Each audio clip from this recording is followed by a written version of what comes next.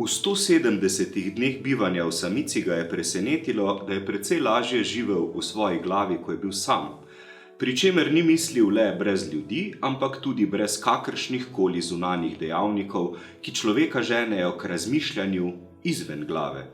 Naprimer spletne vsebine, televizija, radio in podobni motivci.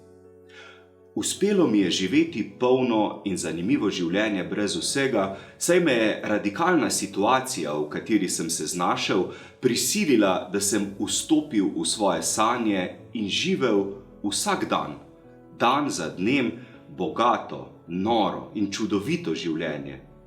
In dodal, da se s skušnjavami, ki so sicer okoli nas in nam pritegnejo pozornost, odtujimo od sebe. Ja, niti stranišča nisem imel, celo srati sem moral po tleh, je pojasnil in ob tem pripomnil, da je bilo to grozno. A če bi imel okoli sebe druge ljudi, verjetno ne bi mogel nikoli tako poglobljeno doživeti in izkusiti sanjskega sveta. Zato bi film o njegovi izkušnji, če bi ga kdaj posneli, po njegovem mnenju moral pripovedovati predvsem o sanjah in ne toliko o zaporu.